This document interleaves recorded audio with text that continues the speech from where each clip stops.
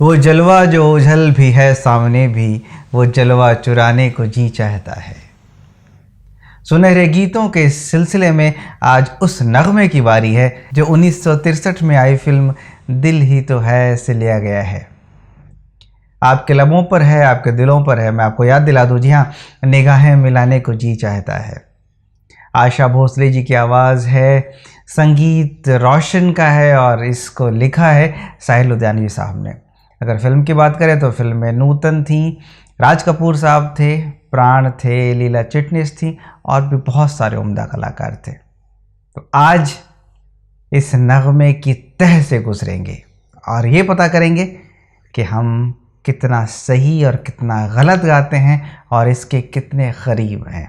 नमस्कार, आदाब, सत श्री अकाल एंड हेलो अल्फाज स्टूडियो में आपका स्वागत है। मैं हूं आपका दोस्त आलोक रंजन झा और हाजिर हूं एक मज़ेदार सुरीली गुफ्तगू लेकर। अगर सीधे कहा जाए तो ये एक फिल्मी कव्वाली है। हालांकि कव्वाली की जो परिभाषा होती है वो थोड़ी अलग है, पर जब फिल्मों में यूज़ होने लगे तो इस तरह की ही रचनाएं बनने लगी। पर इसमें क्या क्या ख़ास बातें हैं आज मैं आपको बताऊंगा। तो ये शुरू होता है एक तन्हा शेर के साथ, जिसको संगीत की भाषा में अडलिब कहते हैं। अडलिब वो होता है कि जहाँ शेर को तरन्नुम से, लाइन को तरन्नुम से गाया जाता है पर उसमें कुछ संगीत नहीं होता। तो यहाँ जो अडलिब है, यहाँ जो तन्हा शेर है वो है, राज की बात है महफिल में कहें या ना कहें, बस गया है कोई इस दिल में कहें या ना कहें। जी हाँ, तो पहले तो ये बता दूं कि ये शेर है, जैसा मैंने पिछले वीडियो में भी बताया था। शेर में दो लाइनें होती हैं, दो मिसरे होते हैं, तो इसमें दो मिसरा है। पर अब इसकी संरचना देखते हैं, इसका कंस्ट्रक्शन देखते हैं। ये जो फिल्मी कव्वाली है, इसके बाद ना चंद शेर हैं जो दरअसल मिलके गज़ल बनाते हैं। उन शेरों के बाद एक रुबाई है। अब कहाँ गज़ल है, कहाँ रुबाई है, वो मैं आपको बताऊंगा। तो पहला शेर क्या कहता है, राज की बात है महफिल में कहें या ना कहें। तो तलफ़ुज़ के हिसाब से ज़्यादा मुश्किल नहीं है। राज के जा के नीचे नुक्ता है, राज है वो, महफिल में फ है और दूसरा मिसरा जो है, बस गया है कोई इस दिल में कहें या ना कहें। तो इसमें ज़्यादा मुश्किल नहीं है। अब जो इसके बाद गज़ल शुरू होती है तो उसके बारे में चर्चा करते हैं। पहला शेर है गज़ल का, निगाहें मिलाने को जी चाहता है, दिलो जान लुटाने को जी चाहता है। क़व्वाली के अंदाज़ में इसको कंपोज़ किया गया है, तो आपको पूरा फील ये क़व्वाली का ही देता है। पर दरअसल जो पोइटिक रचना है, जो कि शायरी का जो फॉर्म है वो ऐसा है। तो पहले शेर में भी कुछ ख़ास दिक्कत वाली बात नहीं है। निगाहें मिलाने को जी चाहता है, दिलो जान या दिल ओ जान, मतलब दिल और जान लुटाने को जी चाहता है। ठीक है, आगे बढ़ते हैं। तो दूसरा शेर है, वो कहता है कि वो तोहमत जिसे इश्क कहती है दुनिया, वो तोहमत जिसे इश्क कहती है दुनिया, वो तोहमत उठाने को जी चाहता है। यहाँ मज़े की बात है। पहले तो तोहमत का मतलब होता है इल्ज़ाम, एलिगेशन। तो क्या कहते हैं कि इश्क, ये जो प्यार है, जो मोहब्बत है, जिसको दुनिया तोहमत कहती है, जिसको इल्ज़ाम कहती है, एलिगेशन कहती है, पर वही तोहमत, वही इल्ज़ाम अपने ऊपर लेने का जी चाहता है। मतलब ऐसी हिम्मत दे दी है प्यार ने, ऐसी ताकत दे दी है प्यार ने, है ना। तो अभी देखिए, जैसे कि मैंने पहला शेर कहा था कि आपको बताया था कि निगाहें मिलाने को जी चाहता है, दिलो जान लुटाने को जी चाहता है। तो चाहता है ये आपको कांस्टेंट मिल रहे हैं, है ना। तो ये जो है वो रदीफ़ है।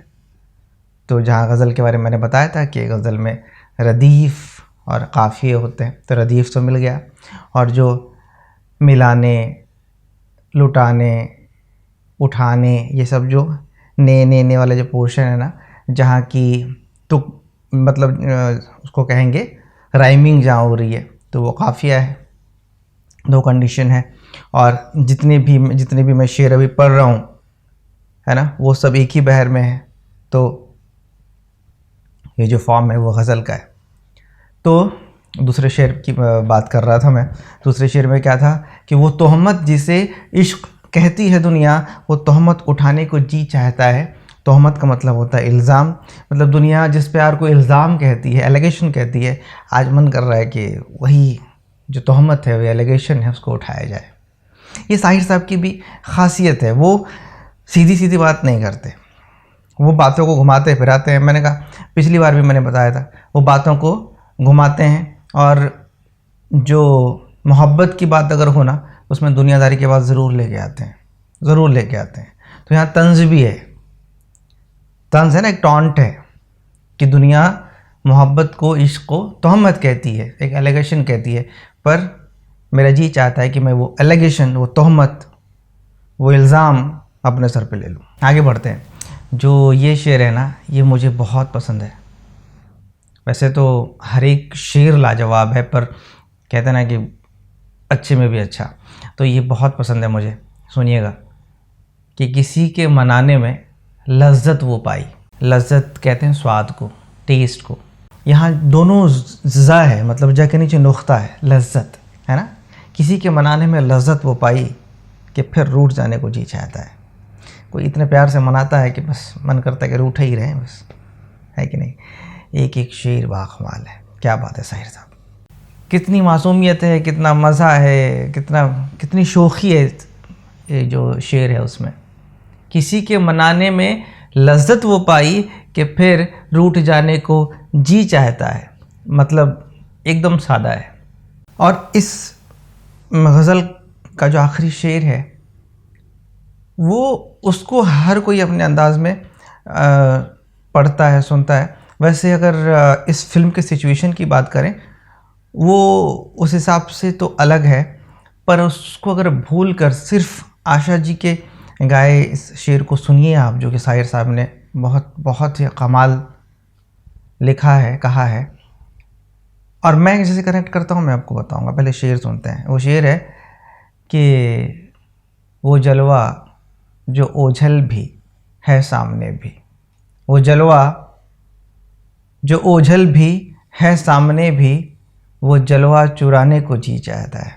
मतलब यहाँ जो अभिनेत्री हैं, जो नायिका हैं, जो महबूबा हैं, वो अपने प्रेमी के लिए कह सकती हैं सिचुएशन के हिसाब से। पर मेरा इंटरप्रिटेशन जो है ना, वो थोड़ा अलग है। मैं इसको, अगर आप जिस भी मज़हब, जिस भी धर्म को मानने वाले हों, अब तो दो ही तरह की क्या बोलते हैं, ईश्वर की परिकल्पना में विश्वास करते होंगे, एक साकार और निराकार। जो साकार है वो जलवा सामने है, जो निराकार है वो ओझल है कि नहीं। जो सामने, अगर आप साकार ब्रह्म में विश्वास रखते हैं तो वो जलवा सामने है, अगर निराकार में करते हैं तो ओझल है। और हर धर्म यही इन्हीं दो कॉन्सेप्ट्स पे जुड़ा हुआ है। तो वो जलवा चुराने को जी चाहता है। मैं कहता हूँ कि मुझे उस प्रियतम से, उस ईश्वर से, उस अल्लाह से, उस खुदा से, उस मालिक से, उस जीसस से, या मैं जिस भी धर्म का हूँ, मैं जिसको भी मानता हूँ, मुझे वो उस जलवे से मिलने की उम्मीद है। उस जो सामने भी है, जो ओझल भी है, जो दिखता भी है, जो नहीं भी दिखता है, जो मेरे अंदर भी है, जो मेरे बाहर भी है ना। कमाल का शेर। दरअसल अगर मिसरों में रब्त हो, मिसरे अच्छे से कहे जाएं, तो उसके बाद एक शेर, मैंने कहा ना, एक धरोहर बन जाता है। उसके कई अच्छे मतलब निकलते हैं। ज़िंदगी में आप एक अच्छे शेर को कई तरीक़े से यूज़ कर सकते हैं, कहीं भी वो फिट बैठता है। तो इस शेर का मेरा इंटरप्रिटेशन ये था। अब जो इस क़व्वाली का जो ये हिस्सा है, यहाँ रिदम थोड़ा फास्ट होता है और यहाँ एक रुबाई की एंट्री होती है। रुबाई क्या है मैं बताता हूँ। जैसे मैंने कहा था नहीं, गज़ल उर्दू शायरी का एक फॉर्म है, वैसे ही रुबाई भी उर्दू शायरी का एक फॉर्म है। उर्दू शायरी की नज़्म टाइप्स में का एक फॉर्म है। गज़ल क्या होती है कि गज़ल में जितने भी शेर होते हैं ना, आप हर एक शेर का मौजू, टॉपिक अलग ले सकते हैं, ठीक है ना। अगर एक गज़ल में 5 शेर हैं, 7 शेर हैं, 3 शेर हैं, उन सब का मौजू जो है ना, टॉपिक जो है वो अलग ले सकते हैं, दोनों एक दूसरे से रिलेटेड नहीं भी हो सकते हैं, पर नज़्म में ना एक पर्टिकुलर टॉपिक को लेके बात की जा सकती है। रुबाई उर्दू शायरी का एक फॉर्म है, एक विधा है, जिसमें कि 4 लाइनें होती हैं। इसमें पहली, दूसरी और चौथी लाइन में राइमिंग होती है। पहली, दूसरी और चौथी लाइन में राइमिंग होती है, ठीक है। और इसमें पर्टिकुलर टॉपिक पे बात की जाती है। गज़ल की तरह नहीं, गज़ल में क्या था कि हर एक शेर में अलग अलग हम बात कर सकते थे, पर यहाँ एक ही टॉपिक पे बात की जाएगी। तो यहाँ रुबाई की एंट्री होती है, और वो जो रुबाई है वो आप जानते ही हैं, पर मैं बताता हूँ। जिस घड़ी मेरी निगाहों को तेरी दीद हुई, वो घड़ी मेरे लिए ऐश की तमहीद हुई। जब कभी मैंने तेरा चांद सा चेहरा देखा, ईद हो के ना हो मेरे लिए ईद हुई। तो यहाँ क्या है, देखिए गौर करिएगा। पहली लाइन में क्या है कि जिस घड़ी मेरी निगाहों को तेरी दीद हुई। दूसरी लाइन क्या है, दूसरा मिसरा क्या है, वो घड़ी मेरे लिए ऐश की तमहीद हुई। दीद और तमहीद इन दोनों में राइमिंग है। तीसरी लाइन क्या है, जब कभी मैंने तेरा चांद सा चेहरा देखा, ईद हो के ना हो मेरे लिए ईद हुई। तो चलिए अब मिसरा दर मिसरा चलते हैं। पहला मिसरा क्या है कि जिस घड़ी मेरी निगाहों को तेरी दीद हुई। दीद मतलब होता है नज़र आना, देखना, मतलब जिस घड़ी मेरी निगाहों ने तुम्हें देखा, है ना, वो घड़ी मेरे लिए ऐश की तमहीद हुई। तमहीद का मतलब होता है इंट्रोडक्शन, परिचय, एंट्री। मतलब वो जो मोमेंट था ना, तब से मेरी लाइफ में जो है ऐश, खुशी ने जो है एंट्री मारी। जब से मेरी नज़रों ने तुमको देखा, उसी मोमेंट से जो है मेरी ज़िंदगी में ऐश का इंट्रोडक्शन हुआ, ऐश का प्रवेश हुआ, है ना। जब कभी मैंने तेरा चांद सा चेहरा देखा, कहते हैं कि जब चांद निकलता है, चांद को देखते हैं, तब उसके बाद ईद अनाउंस होती है कि भाई आज मतलब ईद का चांद निकल गया है। तो कहते हैं कि जब कभी मैंने तेरा चांद सा चेहरा देखा, ईद हो के ना हो मेरे लिए ईद हुई। मतलब जब ईद जो है खुशी का मौका है, खुशी का त्यौहार होता है, खुशी का पर्व होता है ना। तो जब कभी भी तेरा चेहरा नज़र आता है तो उस दिन मेरी ईद हो जाती है। उससे बढ़कर खुशी मुझे कुछ और नहीं मिलती। अब रुबाई के लिहाज से बात करते हैं। जैसा मैंने कहा था कि रुबाई में जो है 4 मिसरे होते हैं, 4 लाइनें होती हैं। पहली, दूसरी और चौथी लाइन में राइमिंग होती है, और रुबाई जो है नज़्म की तरह एक ही पर्टिकुलर टॉपिक पे कही जाती है, ठीक है। तो पहली लाइन क्या है, पहला मिसरा क्या है कि जिस घड़ी मेरी निगाहों को तेरी दीद हुई, वो घड़ी मेरे लिए ऐश की तमहीद हुई। तो दीद हुई और तमहीद हुई, यहाँ राइमिंग हो गई। तीसरी लाइन है कि जब कभी मैंने तेरा चांद सा चेहरा देखा, यहाँ राइमिंग नहीं है। चौथी लाइन है ईद हो के ना हो मेरे लिए ईद हुई, यहाँ राइमिंग है। तो पहला मिसरा, दूसरा मिसरा और चौथा मिसरा यहाँ राइमिंग है, तीसरे में नहीं है। और चूँकि सिर्फ़ और सिर्फ महबूब को इंडिकेट करके बात की जा रही है, तो ये रुबाई है। तो चलिए आज गज़ल के साथ अपने रुबाई का एक फॉर्मेट भी सीखा। कितनी सारी बातें हैं ना इसमें, क़व्वाली में। इसको फिल्म क़व्वाली बनाई गई है, इसमें गज़ल भी है, शेर भी हैं और रुबाई भी है। अब उसी को आगे कंटिन्यू किया जाता है, और भी जो गज़ल चलती आ रही थी इस रुबाई से पहले, उसको कंटिन्यू किया गया है कि मुलाकात का कोई पैगाम दीजिए। मुलाकात के का के नीचे नुक्ता है, मुलाकात का कोई पैगाम दीजिए। पैगाम के गा के नीचे नुक्ता है कि छुप छुप के आने को जी चाहता है। मतलब आने की बेचैनी है, बेकरारी है, तो कहती हैं कि कोई इन्फॉर्मेशन, कोई सूचना, कोई ख़बर दीजिए मुलाकात का। आखिर में एक तन्हा मिसरा देखिए, इसको कंक्लूड किया गया है कि और आके न जाने को जी चाहता है। तो अगर पूरे नगमे की बात करें तो ये दरअसल फिल्मी क़व्वाली है। शुरुआत एक तन्हा शेर से है जो कि अगली गज़ल का हिस्सा नहीं है। वैसे भी गज़ल गायकों को आपने सुना होगा कि वो कोई गज़ल शुरू करने से पहले एक दो शेर ऐसे गाते हैं जो कि उस गज़ल से वाबस्ता नहीं है, तो उस तरह का मान लेते हैं। ये तन्हा शेर यानी अडलिब है। अडलिब के बाद गज़ल फॉर्म की शुरुआत होती है। इसमें 3-4 शेर हैं। उन 4 शेरों के बाद जो है एक रुबाई आती है, वही ईद दीद तमहीद ईद वाली। उसके बाद फिर जो गज़ल आ रही थी उसको कंटिन्यू करते हैं एक शेर में, उसके बाद आखिर में एक मिसरे को रिपीट करके इसको कंक्लूड करते हैं। तो कितनी सारी बातें हैं इसमें सीखने के लिए। वो जलवा जो ओझल भी है सामने भी, वो मेरी ज़िंदगी का जो फ़लसफ़ा है, मैं उसको छोड़ता ही नहीं, मैं उसको छोड़ता ही नहीं। जब कोई मेरी ईश्वर भक्ति या फिर मेरे इंक्लिनेशन की बात करता है ना कि मैं क्या मानता हूँ क्या नहीं मानता हूँ, तो मुझे यकीन है एक ताकत पे जो इस दुनिया को चलाती है, आप कोई भी नाम दें, तो उसमें मैं कहता हूँ वो जलवा जो ओझल भी है सामने भी, वो जलवा चुराने को जी चाहता है। बहुत खूबसूरत रचना। तो अब अगर आप गाएंगे तो इसको समझ के गाइएगा, मतलब मैंने बताया।